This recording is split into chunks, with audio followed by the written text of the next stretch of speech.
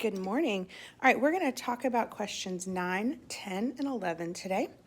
And so we're going to look at number 9. And number 9 says each can on a shelf has a mass or a weight of 3/5 of a kilogram. What is the total mass of 9 of these cans? So if I was going to do this, I would grab my piece of scratch paper. And here's what it would look like.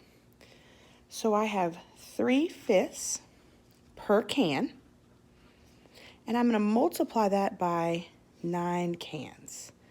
So I'm going to put it over 1, and I'm going to multiply straight across. So 3 times 9 is 27, and 1 times 5 is 5. So I end up with 27/5. And I look up here, and 27/5 is one of my answers.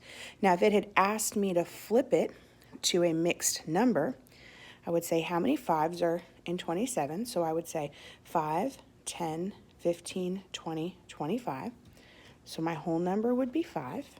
And if I'm at 25 on the number line, I need to go 26, 27, which is 2 more numbers. So this is my leftover or my remainder. And my denominator stays the same. All right. Number 10 says, Bella, Katina, and Juanita have 7 cookies to share.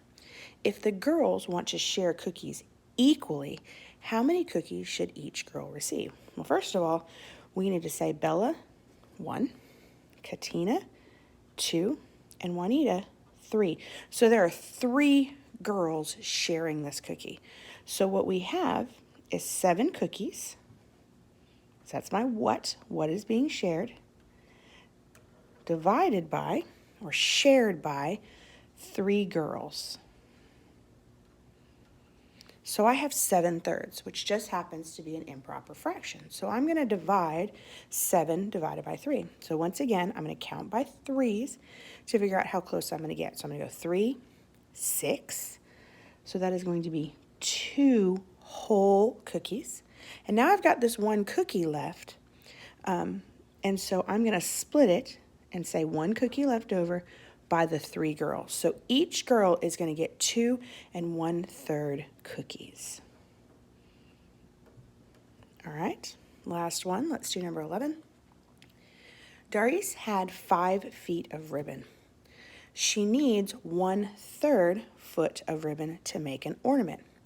How many ornaments can she make with this amount of ribbon she has? So she has these 5 feet of ribbon, and I'm going to break it into pieces of 1/3.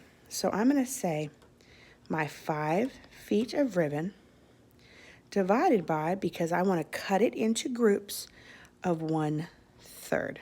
All right, so now we know that when we are going to divide by a fraction, we keep the 5/5, we change our division, and we flip or find the reciprocal of our last fraction. So we're going to keep our 5/1. We're going to take the inverse of division, which is multiplication, and we're going to flip 1/3 into 3/1. So now we're going to multiply. 5 times 3 is 15. 1 times 1 is 1.